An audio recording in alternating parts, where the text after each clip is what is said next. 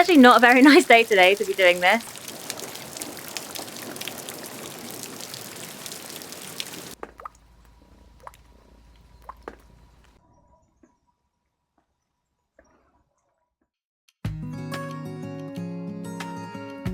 Hi, we're Harriet, Mauro and this is Tofu, and in 2021 we bought 4 acres of land on the east coast of Spain with the dream of living a simpler, more sustainable life, in tune with nature, the seasons and above all our values. Join us as we try and bring our beautiful land back to productivity, restore our little stone cottage and learn how to make a living on our land. So today is a very exciting day because we're going to be doing some work on our solar installation. We're going to be adding some panels and moving some bits around, and I'm hoping to learn a whole lot. We've got a friend coming who really knows about this stuff. It's his job, so he's going to help us and hopefully we'll learn a lot from him. Hopefully we'll have a slightly better setup by the end of it, and yeah, I will explain to you throughout the process how everything works, what we've got, how we live and work here fully on solar. So yeah, let's go. It's actually not a very nice day today to be doing this, which kind of brings us to the point of why we're doing this in the first place. We have struggled a little bit over this winter, occasionally with not having enough power. So there's been the odd occasion where, you know, fridges have had to go off and candles have had to be lit. So today's not a good day for the solar. I've just unplugged the fridge. We've got a couple more days of cloudy, rainy weather forecast, so I think for the next few days the fridge will stay unplugged.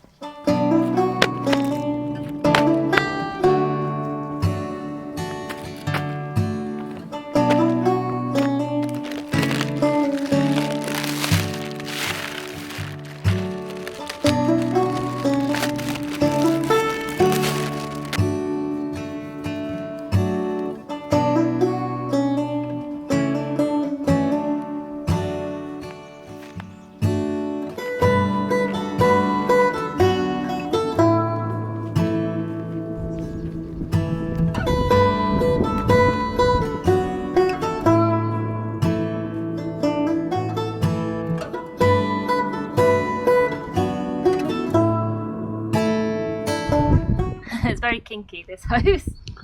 It's not a very good quality hose, but I had to buy a lot, so I just got the cheapest hose that I could find. Pump batteries, 2 different varieties because I dropped one of them in the aljibe, so I had to buy a replacement. Slightly different size, but same battery.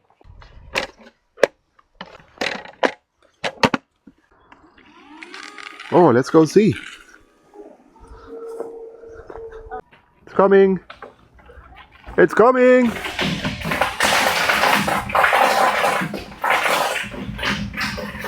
So also today we're going to be installing a small pump here near the batteries.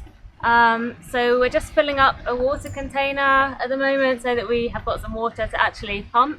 I'll show you the pump and how that's going to work later, but basically the pump needs to be as close to the batteries as possible, so that's why we're putting the water here. It's a small DC pump. Yeah, it's a small DC pump designed for like motorhomes and really small off-grid buildings.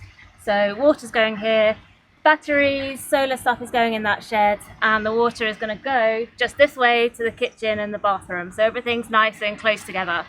Okay, so slight change of plan. It's just started to rain and we're not going to be doing the extra panels today because the glue that we're going to need to use to glue in the holders, the supports, isn't going to go off if it's raining, so that's going to be postponed. It's actually due to rain for the next 2 weeks now, so we're going to delay that a little bit, but that's fine because we've got 2 other things that we can do today which don't matter about the rain. What we're going to prioritize is moving the solar stuff from the kitchen. It's just in the kitchen behind me, completely open and unsecured, and we're going to move it into the shed, which is lockable.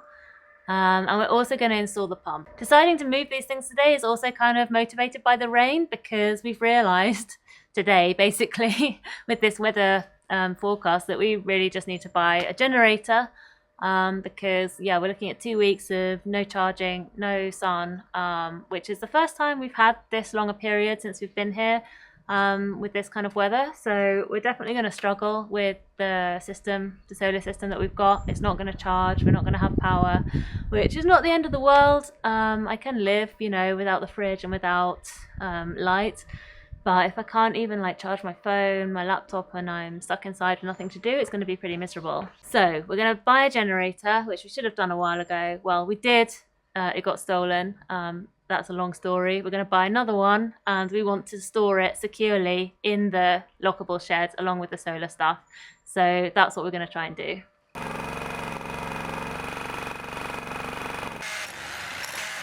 Look at that. I don't know if it's through.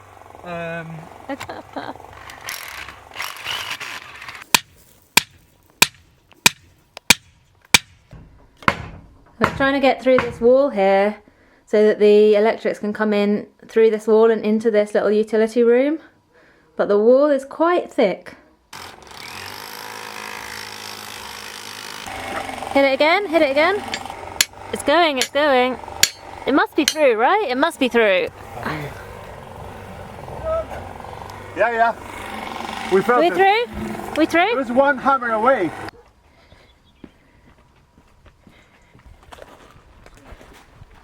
I've made some food. Maybe it's not the right time. You're a bit busy. No. There you go. There's two forks, so you can share it. There we go. Builder's food. Yeah, very much. Wild rice? brown rice and guacamole and lettuce. Thank you. So that needs to go. That's going to be going up that way. Yeah, and it's going through. Okay, so we're just getting the wiring in.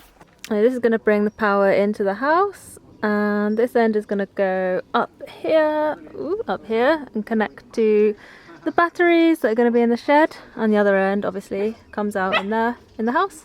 So now we're going to start moving this stuff and taking it out of here, unscrewing it and putting it in the shed.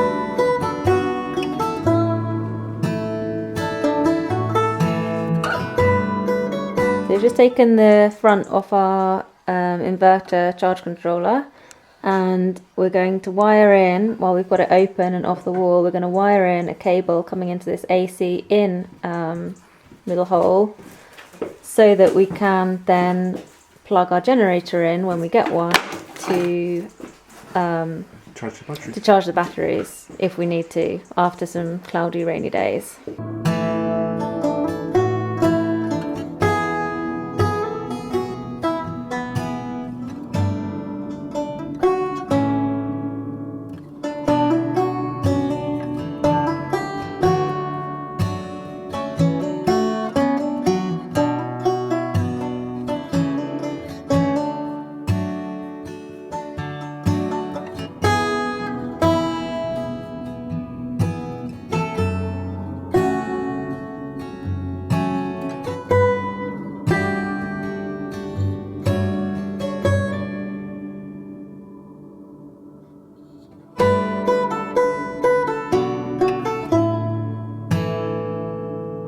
A little bit of a spark as this goes in. So how are you turning it on? You're putting the fuse in. That's the on off. That's the on and off. System. Because they don't have such as an on and off. If you wanted an on and off, you can get another one of these and put that. But the on and off is the tap. Yeah. So as soon as we put the fuse in, it's going to detect low pressure here, right? That's right. And it's going to want to start kicking in. That's all we're hoping for. Okay, let's see. Hang on. So I'm going to be in one of your YouTube videos if I do that to do my hair. Put on your fancy clothes. Right, are we ready? We're ready. Oh my god. It's working! Oh, it's making a noise. Oh, hey! Oh.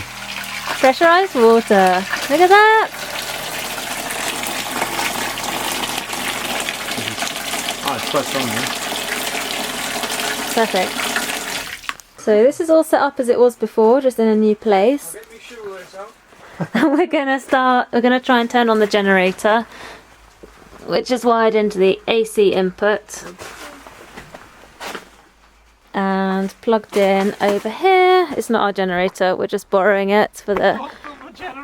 You don't want your generator on camera? Are you sure?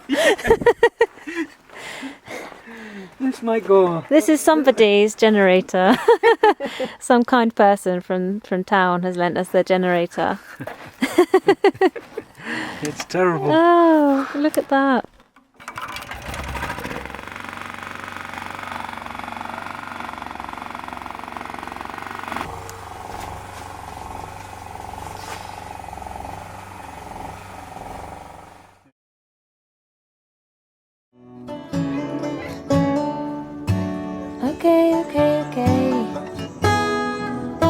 Okay, hang on.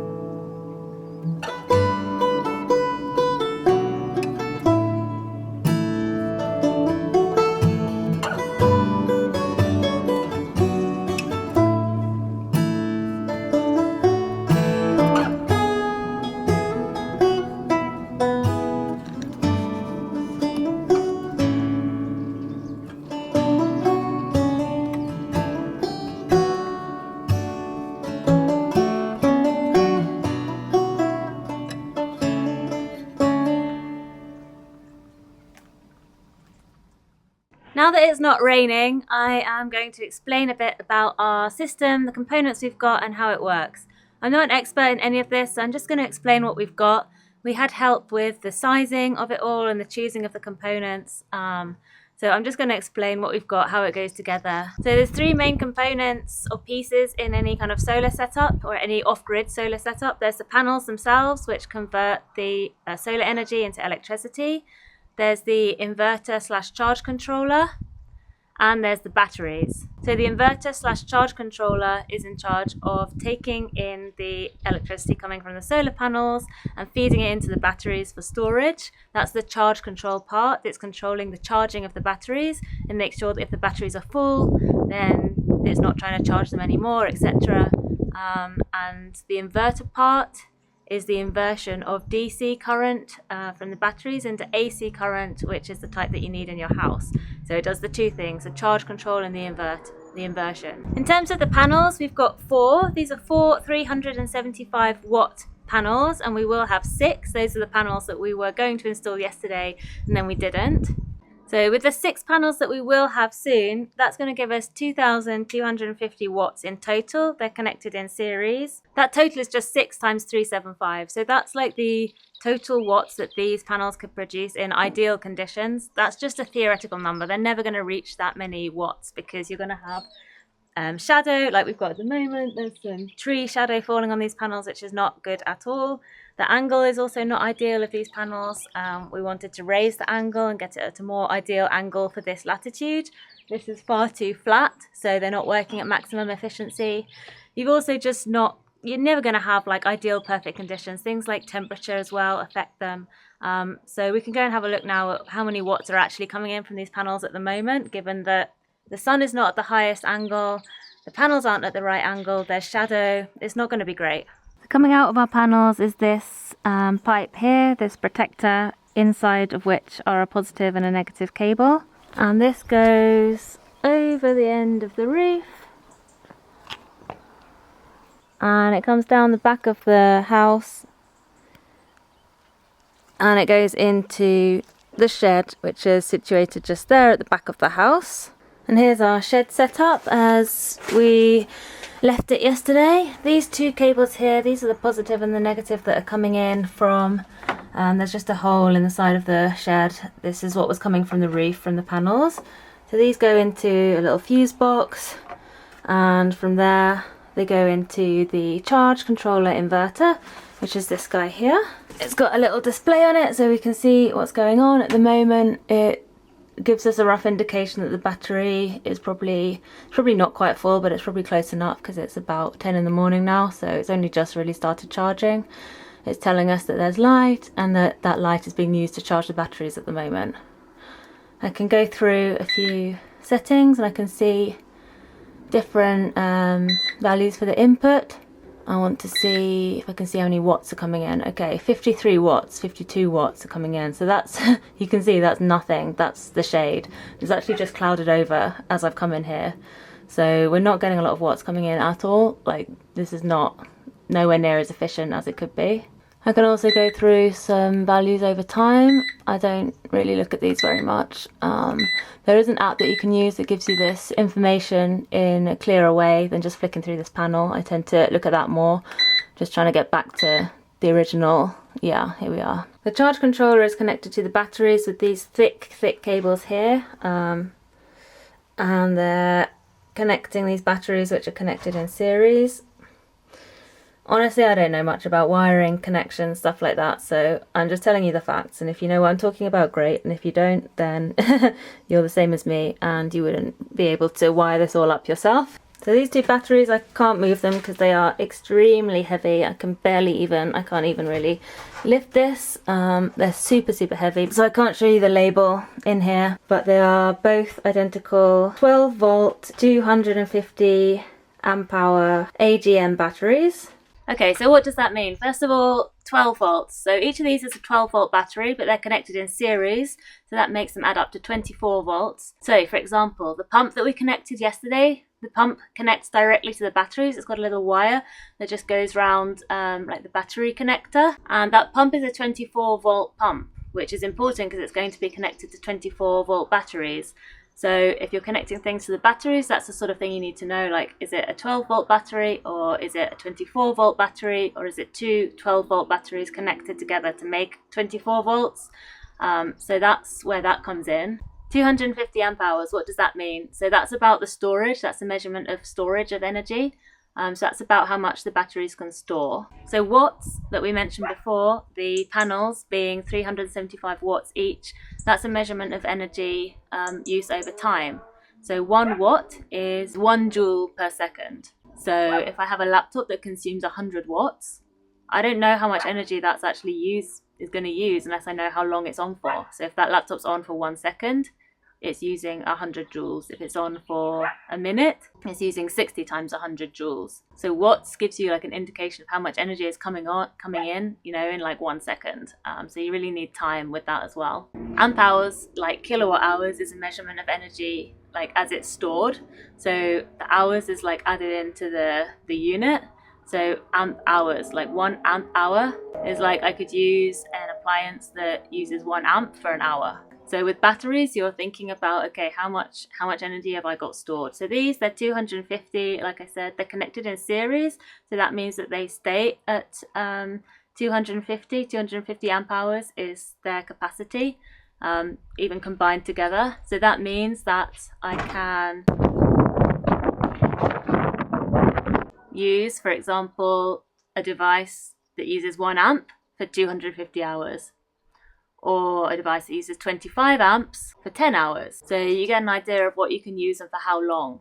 Amp hours can also be converted into the other unit, which is maybe more familiar, which is kilowatt hours. I'd never really heard of amp hours before, like using these batteries and seeing the storage expressed as amp hours. I'd always thought of kilowatt hours, but they're just different units for the same thing. So if it's easier to think in kilowatt hours, then we can think in kilowatt hours.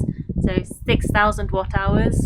Let's put that into real terms. For example, that would mean that if I had a laptop that used 100 watts and I had it on for 10 hours, I would be using 1,000 watt hours. So with these batteries, in theory, at their maximum capacity, if I ran them right down to the bottom, I could have 6 laptops on for 10 hours. However, That again, like the panels and their watts, is theoretical, because you're never going to be wanting to discharge the batteries beyond what they can cope with. With AGM batteries, that's ideally about 75%. If you get down to 50%, you're really going to start affecting their lifespan, so we don't want to do that. So what you've really only got is maybe, at a push, 2,000 kilowatt hours that you can use out of those 6. So you got to think, during the day it doesn't really matter so much, because there's enough sun that you're not going to be depleting the batteries. It's the nights and the cloudy days you've got to think, okay, how much energy do I need to store? What devices am I going to be using? What's their watt usage? Is it a lamp that you might have on for 6 hours in the evening? Is it a laptop that you might be using, a TV that you might be using? So you've got to look at the consumption of these devices, and also how long you're going to be using them in cloudy or dark periods, to understand your sizing needs, and it all works back from there. So on the batteries, one on the positive and one on this negative. This is the pump that we've got wired in, that we did yesterday. So the pump is sitting nice and close to the batteries, which is what's recommended with these kind of pumps. This is a Shurflo. I'll put the details in the description, but this is a Shurflo DC pump designed for use in small places like caravans, camper homes, and small off-grid settings. So it's got these two, an in and an out. This is the in, this is the out. It's got arrows on it so you won't get confused. And these are just simple 1/2 inch like garden hose connectors. They're like €1 each. They're super simple to find, and they're just gonna go on here when we've got them. And we're going to get normal hose pipe to feed into the IBC for the intake, and normal hose pipe for the out pipe as well. So it's super simple at this stage, no fancy plumbing required, for the pump at least. And then from the batteries, again, we're going back into the charge controller. I don't know which one of these is the in and the out, but they're going back into the charge controller, and this is where the inversion part of this charge controller inverter takes place. So the inversion is coming from the batteries, which is DC current, and this charge controller inverter does the inversion of the DC current into AC current and gives us the volts that we want. So it's coming in at 24 volts, but it needs to go out about 230 volts, which is what Spain requires in its indoor plug sockets. So this is what the inverter part of this box does. It does the transforming from DC to AC, and from 24 volts to 230 volts. And then from here, there's another cable coming out. Okay, this is the one we wired in yesterday. This just goes to a plug, which is going to be plugged into a generator if we ever need it when we get our generator. And then here's another out. So these two cables here are going back into the fuse box again. This is the circuit breaker for the whole kind of out, the house basically at the moment. And then this thick white cable is the one that's going out of the shed again, and it's going through the wall, through this big hole that we drilled yesterday. And it comes in here on the other side. We've got one plug socket, and then from here is where it all becomes a bit messy, because we haven't done our internal wiring yet. Well, I think that's it for this video. Thank you for watching. It looks like it's just about to start raining again, and that's now going to be the prognosis for the next 2 weeks. So I think we're really going to have to go and get our generator tomorrow, sadly. Yeah, I would have loved to be able to say that we live fully off grid with no generator, just with our solar panels and our batteries. And we did for a year, but I really don't think we can carry on like that anymore. So yeah, I hope this has been useful or interesting. I really just wanted to show our system that we've got, how it works, the components we've got, and give you a rough idea of, yeah, how we've been set up here for the last year or so. And it's been working absolutely fine up until now. So yeah, do feel free to ask any questions if you have any. I'm not an expert in any of this, of course. I really have just been learning as much as I can over the last year, and I'm getting to the point where I understand the system that we've got and why it is how it is, and I can understand our usage, which I think is really, really important as well. That's probably important to understand before you even get your system installed, before you even get to that point. But yeah, it's not been hard to learn that information and stuff about, you know, watts, volts, kilowatt hours, amp hours, sizing and everything, consumption of devices. All of that is all freely available, and it's not too complicated. I could figure it out, and I have no background in any of this at all. But yeah, it is empowering, I think, and actually the more you get into it, the more interesting it is to understand your usage and understand your energy consumption and your energy needs. So yeah, if you are looking at installing a solar system or going off grid or something like that, it's completely understandable and doable for like a normal person. Maybe not the installation if you don't know what you're doing, but at least understanding what you're buying and what you need is definitely understandable. So yeah, I'll see you in the next video when we've hopefully got some nicer weather maybe.